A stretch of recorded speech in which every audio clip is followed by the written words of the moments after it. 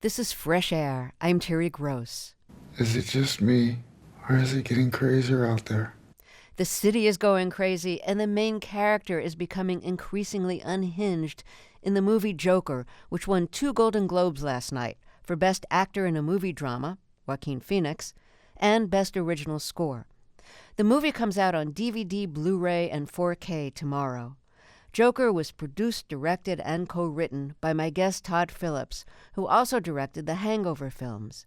Joker is an origin story, sort of, for the villain in the Batman comics and movies. But the movie isn't a comic book story. It's set in Gotham City in 1981, but Gotham looks very much like Manhattan in 1981. The main character, Arthur Fleck, played by Joaquin Phoenix, is a troubled man with a history of serious mental health problems. It's Arthur's dream to be a stand-up comic. At the beginning of the film, Arthur dresses in a clown costume and makeup because he works for an agency that rents out clowns for parties and occasions. One night on the subway, he's attacked by 3 young white men in suits. He defends himself with a gun and kills them. There's so much crime in the city and people are feeling so victimized that Arthur becomes a folk hero and people start wearing clown masks in tribute to him. Meanwhile, the city is so broke, it's cutting social services. And for Arthur, that means he's forced off his meds because his assistance has been cut. The deterioration of the city and of Arthur's mental health feed off each other in a disastrous way. Todd Phillips, welcome back to Fresh Air. Joker has really divided audiences and critics, but it's done fantastically at the box office. I'm one of the people who thinks this is a terrific film and a very serious film. You've said that you made the character Joker in order to make a serious movie that's kind of about a comic book character so you could get a big budget. It was you said, a way to sneak a real movie into the studio system under the guise of a comic book film. Tell us more about that. I started to think that films that I grew up loving, that how hard it is to get those movies made nowadays, and how not just because studios don't want to make them, people don't want to show up to them necessarily. And I started looking around at the state of the movie business about what people are showing up to. Clearly, superhero films have taken over. The comic book genre didn't even exist when I was younger, right? There were horror movies, comedies, romantic comedies, dramas, but now, the comic book movie is its own genre. And when you're making a film, whether it's good or bad, it takes you 2 to 3 years, and it's disappointing when audiences don't show up. And so to me, it was a way of kind of wrapping the movie in a way of cutting through the fog, so to speak. Nowadays with Netflix and all the content that's out there, films really have to kind of cut through all the noise to get people to show up to the theaters. So it really started as an experiment, so to speak, is like, well, maybe you could get one of those kind of deep dive character study movies done nowadays in the studio system if you, I guess, disguise it as a comic book film. Not that it was a trick we were playing. It was just something of, boy, you could do a character study if it was about one of those characters. Mm-hmm. Does that make sense? Yeah, it does to me. So Joker is always described as an origin story for the character of the Joker. But, the movie's called Joker, not The Joker. So it seems to me like you're hedging a little bit. It's like, yeah, he's Joker. He's not necessarily the Joker. Well, I think ambiguity is a fun part of this film, and I think films in general. And we do like putting little things out there. If you actually see the screenplay we wrote on the cover, it says Joker, and then under it says an origin, not the origin. And it's not like hedging our bets as much as it is saying, Joker, I don't know how much you know about the character, but he's famous for not having an origin story. He's famous for saying in one of the comic books, or a Killing Joke, I think, where he says, I prefer my past to be multiple choice. We knew we were going to have some pushback or we thought we were going to have some pushback from comic book fans saying, well, hang on a minute, this is sacrilegious, so to speak. You can't give an origin to Joker. That's part of the fun thing about Joker. So the film is set in the early 80s in Gotham, which has been to be kind of like New York in the early 80s. You were, I think, 10 or 11 in 1981. In the film, there's like a garbage strike. There's tons of garbage piling up around the city. Super rats have infested the city. There's cuts in social services, unemployment, anger, hostility. The mayor's declared a state of emergency. What's your connection to 1981 and Manhattan, and also to the decay and despair and the crime and poverty and garbage and chaos that you associate with Gotham in your Well, I mean, my movie? connection to it is, having grown up in New York. I wasn't in Manhattan when I was 10 or 11.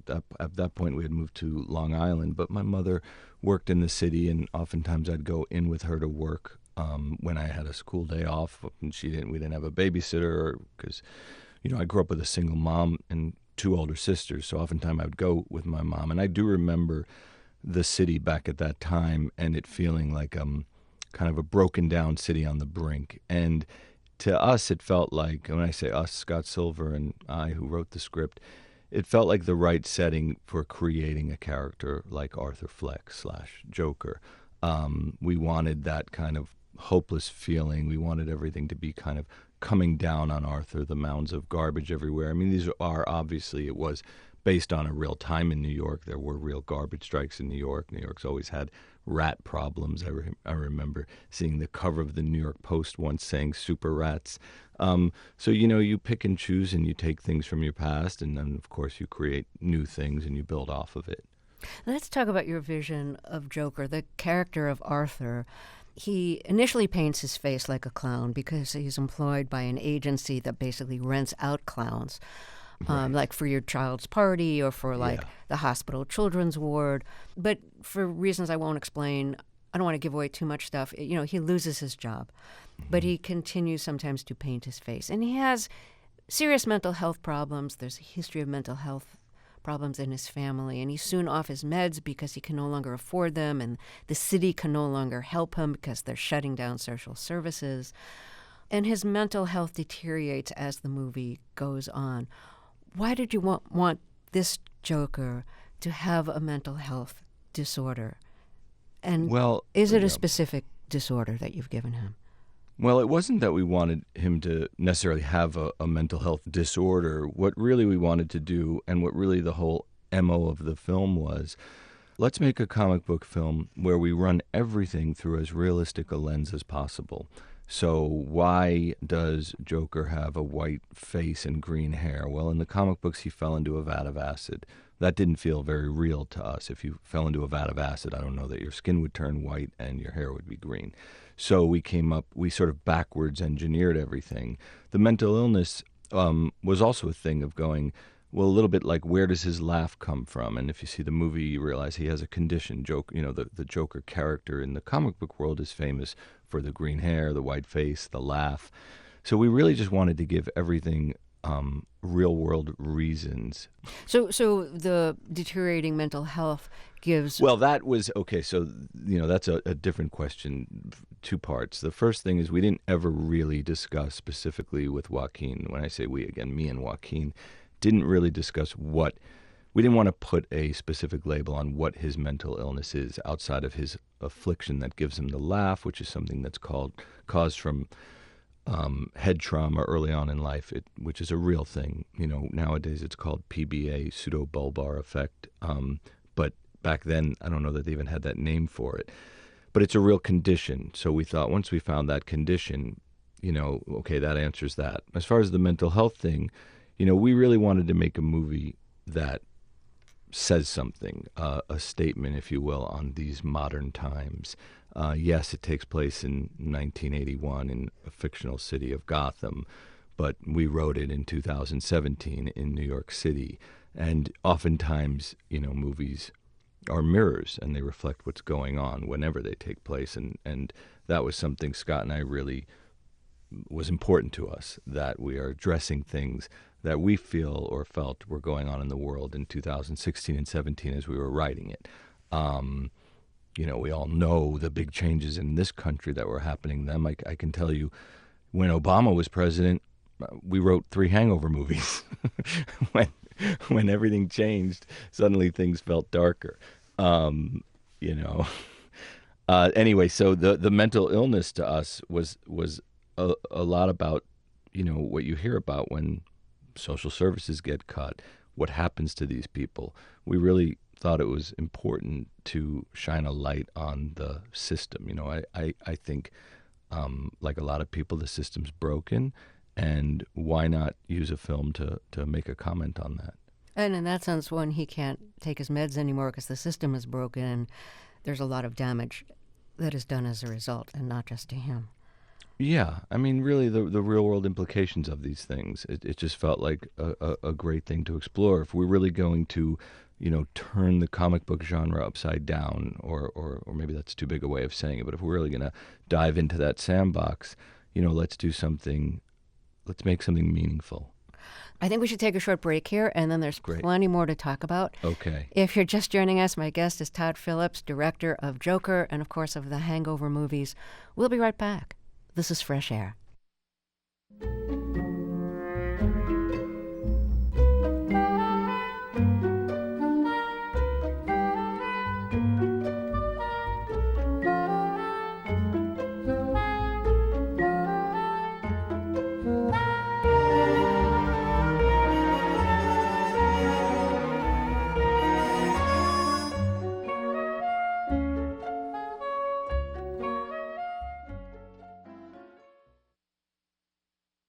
This is Fresh Air, and if you're just joining us, my guest is Todd Phillips, director of Joker. He also directed the Hangover movies.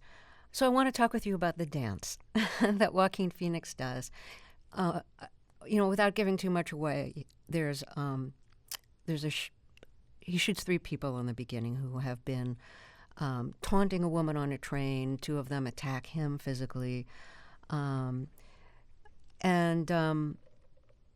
that, he runs away with his gun, goes into a public bathroom, a kind of really grimy, deteriorating public bathroom that fits into the whole mise-en-scène of the movie. But anyway, so he goes in there and he starts doing this very strange dance. A lot of people have seen the movie and know this dance or have seen clips with the dance. But to me, and I want to hear what you think, to me this dance is just a kind of visual representation of his mind that, like, in there someplace there's like feeling and artistic creativity, but it's so kind of twisted. Like his body as he's dancing seems twisted, and it's both tense and loose at the same time, but it's like coiled. There's this tension at the very core of his body. Yeah. And the dance that he's doing, it looks like a combination of like some weird version of ballet and Tai Chi. Yeah, that's a good way to describe it. Very early on when I was meeting with Joaquin about doing the film, something I said that really stuck with Joaquin was that Arthur might feel like this bottled up, sort of uptight, afraid of his own shadow, kind of one of these invisible people that we pass in the world. But he has music in him, and Joaquin really liked that and really ran with that. The dance represents a lot of things. It represents, of course, the metamorphosis of Joker coming out. Not to get too heady about this film, but one thing we talked about really early on was this sort of Jungian philosophy that people, this idea of the shadow, we wear masks in life, this sort of thing we put forth to people that know us, but what happens, when you take that mask off? And for Arthur, when he removes that mask, that shadow that's revealed is Joker. And so that bathroom scene really represents one of the early times of him lifting that mask, so to speak. But when he lifts that mask, you see a very troubled person. Mm-hmm. I mean, it's not like you see he lifts the mask and you see this joyful person underneath dancing. No, he's really, really he's troubled. struggling. Yeah. So I read someplace that he'd studied Ray Bolger's dancing in The Wizard of Oz. The Scarecrow, is that right? Well, yeah, a little bit of that, and that was more about the. There's a lot of dancing in the movie. There's about 5 times where Joaquin dances. The Ray Bolger one was tapes or YouTube videos he looked at for the dance at the end on the stairs. Oh, okay. Yeah, it wasn't so much that. The thing in the bathroom was really made up on the spot by Joaquin. That was something that we didn't even have scripted. We had other dance sequences scripted in the script, but that one wasn't supposed to be that. But we didn't really like what we were doing that day or what we were set to do that day, and we just started talking about other ideas to do in the bathroom, and he just started showing me this dance that he kind of came up with on the spot. We didn't even have a choreographer for that day, and it was just so beautiful that I just brought the camera operator in and said start on his foot, and we played some music, and we just went with it.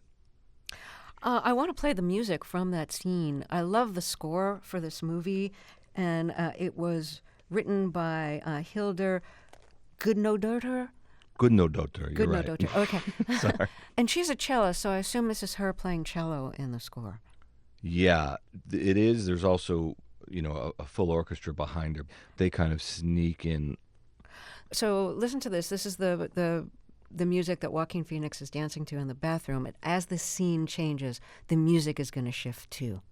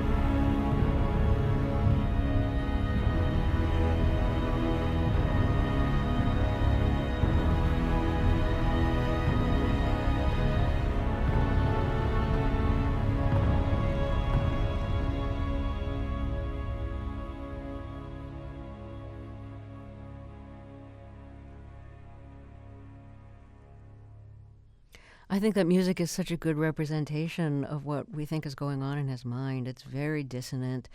It's very disturbing sounding. And that drum beat, it sounds like a death march or a like storm is coming, for a sure. storm is coming, yeah. One of the interesting things about that piece right there is, normally when you make a film, or at least what I've done normally, is you make the film and you start sending scenes off to the composer, and they start, writing music for the scene that you've edited together. But with Hildur, when I contacted her to do the film, I asked her to just read the script, which she really responded to. And I said, I want to do something different. Would you just write music based on what you read? I'm talking, this is 4 months before we started filming. And she started sending me pieces of music just based on the feeling she got from the script. And as I said, even to her, the music in Arthur's head. So we were able to have that music when we were shooting, which is, I've never had before. Most people don't do it that way. And it was really beneficial to us, and it was liberating to us, and it sort of infected and affected the set in a great way. It was playing in the camera operator's ear. It was playing for Joaquin. So he was, dancing to that piece of music in that scene. It was really, really special. Did it help you establish the tone of the movie in your mind? Oh, for sure. How did it help? I mean, it's just a shortcut, as music often is in movies. And for us, I was playing that music all day, every day on set, to the point where it was probably offensive to most of the crew, and it wasn't a happy place to be around. And just that music running through the day, or if we would watch playback, we would play the music, or if we would rehearse a scene, we'd be playing the music. It just kind of seeped its way into the DNA of the film and the rhythm and the pace of the film. You create some real mayhem in Joker. And again, without giving away too much, but I know a lot of our listeners have already seen it, Joker has become, he's taken some vigilante action early in the film and become something of like a hero to a lot of people who are feeling like angry and resentful and disenfranchised and out of work, and, and they just kind of have a demonstration and erupt. And there's a lot of mayhem. Can you talk a little bit about creating both the story part of that and then actually literally creating it on set? The movie was primarily shot in New York, in and around New York City, the Bronx, Brooklyn, areas that have yet to be totally gentrified, although I'm sure it's coming. Where we shot the Mayhem that you're talking about at the end, the very end, was Newark, New Jersey, on a street called Market Street. There's like a great 5-block stretch in Newark where we were able to take over, and Mark Friedberg, our production designer, were really able to build out what the city would have looked like in, let's say, again, 1981, and bring in 500 extras and dress them in clown masks and makeup and others and different things, and just almost approach it like a war movie. Okay, you people over here, this is the crew that's going to break windows, and this crew over here is going to have fire, and this, and you kind of, with the stunt coordinators and with your AD department, your assistant directors, we just created this mayhem. I mean, it's fun to do. We shot nights in Newark, probably 3 nights, freezing nights over the course of that. It's definitely a fun thing to create, but it's also scary because you have 500 people going crazy and you want everybody to be safe, and there's fire around and cars flipping and things happening. But it's an electric feeling to shoot it. I imagine it's almost like shooting a war movie or something. My guest is Todd Phillips, who directed and co-wrote Joker, which comes out on DVD, Blu-ray, and 4K tomorrow. We'll talk more after a break. This is Fresh Air. I'm Terry Gross. Let's get back to my interview with Todd Phillips, who directed, produced, and co-wrote Joker, which won 2 Golden Globes last night for Best Actor in a Dramatic Film, that went to Joaquin Phoenix, and for Best Score. The movie comes out on DVD tomorrow. Phillips also directed the Hangover films. The Hangover movies that you're famous for are comedies. Mm-hmm. And Joker, although the main character sees himself as a comedian, this film is far from funny.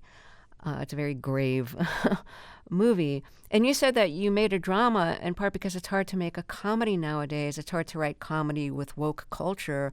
And, comics are very afraid to offend, and you can't argue with 30 million people on Twitter. Had you gotten pushback for your comedies, or were you just thinking of other people who had?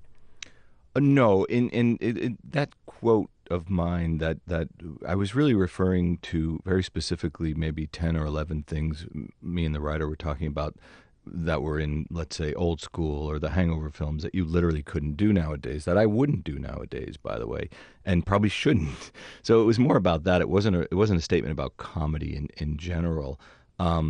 I think you were really misinterpreted. If that's true, were really misinterpreted. I know. And I'm glad you set the record straight straight on that. I know, and the problem is I don't have a Twitter account to set the record straight, so I just ignore it and just say, everything goes away. Because it seemed like, you cannot be funny anymore because of woke culture, and that's apparently not what you intended to say. Not at all.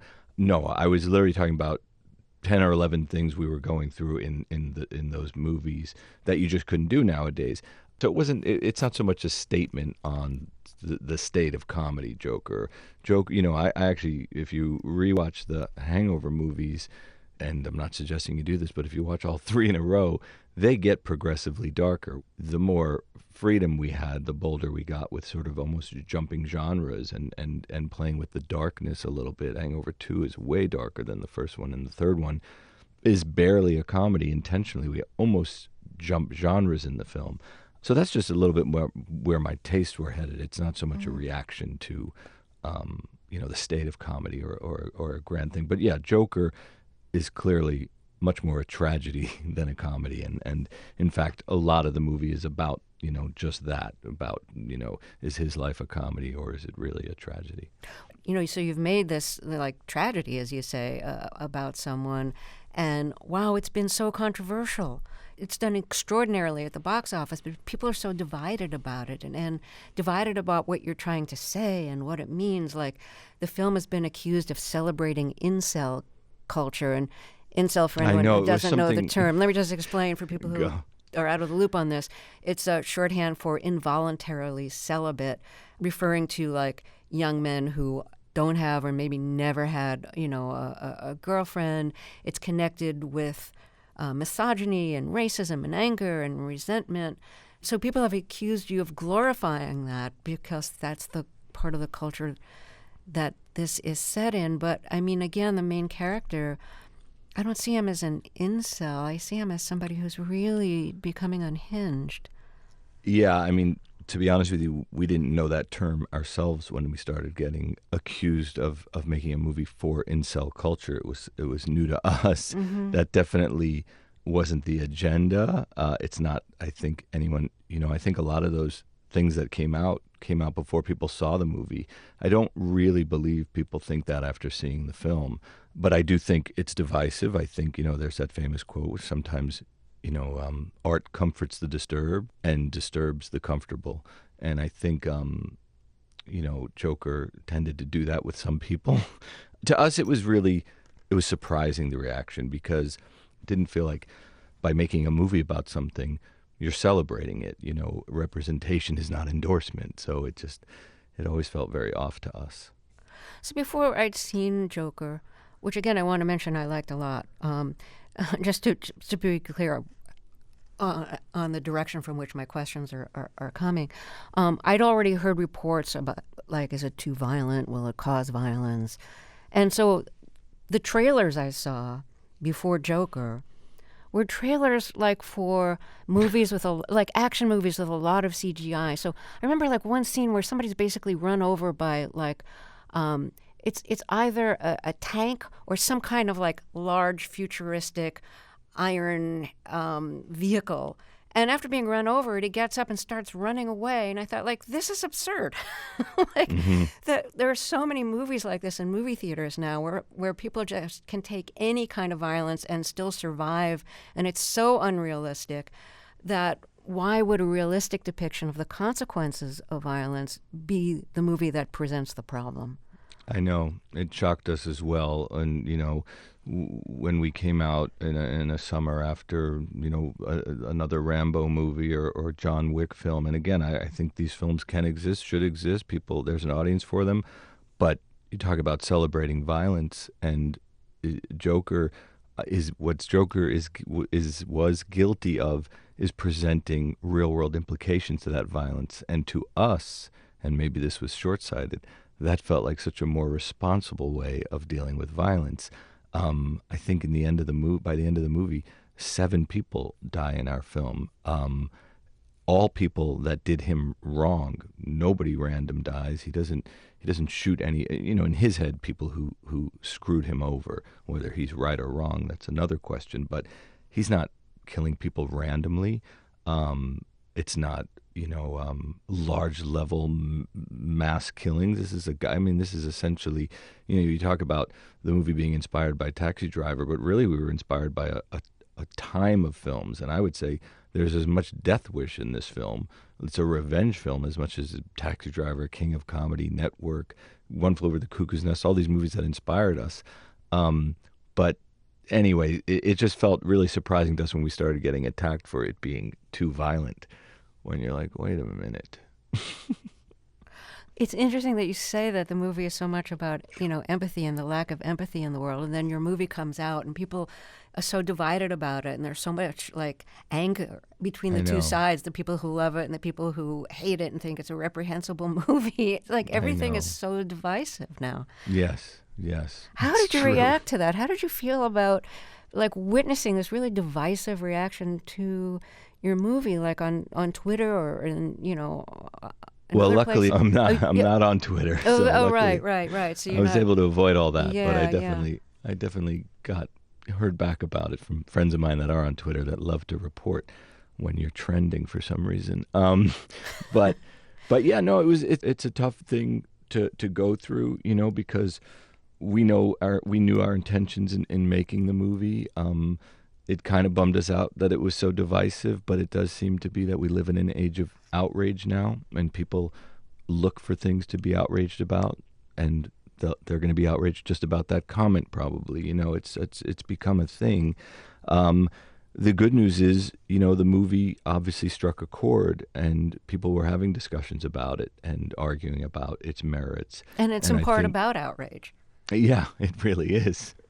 So yeah, it was not lost on us, but it was something to go through for sure, and it was stressful, but it was also at the same time, luckily, the movie was released. luckily, most people saw it for what it is, a movie about childhood trauma, a movie about the lack of love in the world, a movie about the loss of empathy in society. Most people saw that for what it is. I can't tell you the amount of emails or messages I got on my Instagram of people talking about what a wonderful depiction of mental illness it is. You know, the thing that seemed to resonate most with people is when Arthur writes in his notebook, he writes, the worst part about having a mental illness, people expect you to behave as if you don't.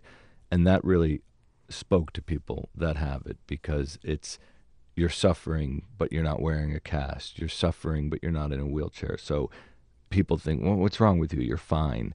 And I think that really connected and resonated with people in a meaningful way. So that kind of thing makes it worth it. And not that it erases everything else, but, it connected with the people it had to connect with. Let's take another short break here, and then we'll be right back. If you're just joining us, my guest is Todd Phillips, director of Joker. We'll be right back. This is Fresh Air. This is Fresh Air, and if you're just joining us, my guest is Todd Phillips, director of Joker. He also directed the Hangover films. You've said that there are a lot of films and filmmakers who were influential on you in the making of Joker, but I think the one that really stands out the most is Scorsese, in terms of, in part, how the film looks. You know, you've got De Niro in the movie, and he was in Taxi Driver and King of Comedy. There are some shots and some things that are so reminiscent of shots in Taxi Driver. And even there's two times, like at the end of Taxi Driver, Travis Bickle puts his finger to his forehead as if the finger is a gun, and then with his thumb he kind of pulls the trigger of this imaginary gun. So another like Scorsese reference is the fact that there's a late night Tonight Show kind of variety show that's Arthur's mother's favorite show, and Arthur's grown up watching it and he loves it too. They watch it every night together. And in King of Comedy, Scorsese's film, De Niro is the obsessive fan of the late night show, which in that movie is hosted by someone who played by Jerry Lewis. Yeah. And De Niro kidnaps the Jerry Lewis character. Yeah. And De Niro's goal is to like be on that show himself. And in Joker, the Joker character gets on that late night show that De Niro hosts for very misguided reasons on on the host's part. So I just wanted to play a short clip. And this is, Arthur, the Joaquin Phoenix character, the Joker character, shows up after he's invited on the show, and he's wearing, Joker makeup and His clothes. full look. The full look. And the producer of the show, the Fred DeCordova type, Yes. played by Mark Maron, is like horrified. And the Johnny Carson type, played by De Niro, is kind of like, oh, no, we can make this work. This could be fun. The audience will enjoy it. I think there's one more thing we need to set up. And, Todd, I'm going to let you do it and give away as much as you want to about why they're suspicious of him dressed as a clown.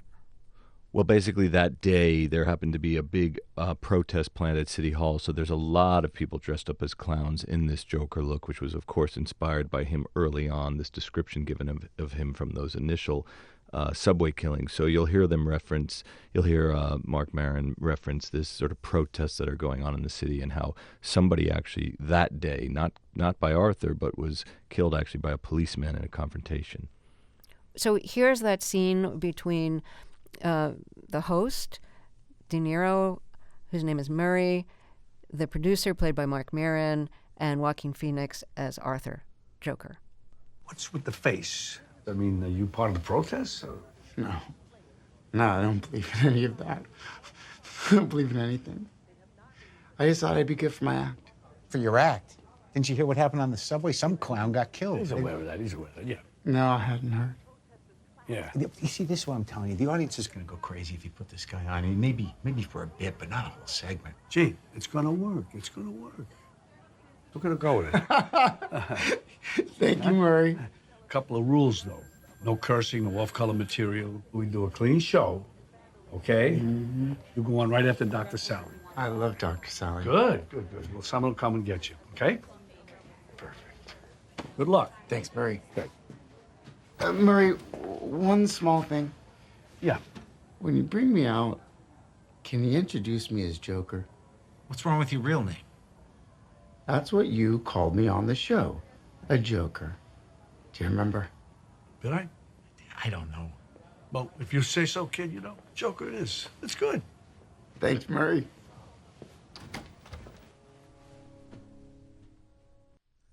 Okay, so that's a scene from Joker. My guess is the director and co-writer, Todd Phillips. What was it like to direct both De Niro and Joaquin Phoenix, together? Were they both able to arrive at the place they needed to be in terms of getting the character in the same way at the same time? You know, like some actors like to take a lot of takes. Some actors go to extremes to get in roles. Both Phoenix and De Niro have either lost or gained a lot of weight for roles. I mean, they both get very deep into the characters they're playing. But did they sync up? Yeah, I mean, as much as you want Murray and Arthur to sync up, I mean, they didn't really have to be in sync. That scene is one giant cringe, really, where you're just like, and so that you don't necessarily want them to be in lockstep with each other. But yeah, it's amazing to witness somebody like De Niro's approach as opposed to somebody like Joaquin's approach, just in general. But again, I've seen that before with actors, just not with Robert De Niro, which was just mind-blowing to me. Could you describe anything about those approaches without violating their confidence? I mean, Joaquin has a lot of questions and really likes to go really deep on stuff. I jokingly have said this about Joaquin to his face, so I could say it now. I say Joaquin is the tunnel at the end of the light. Just when you think, you've cracked it, there's a whole nother layer to kind of peel back. And De Niro, at least, again, I can only speak with my experience on this movie with these two characters.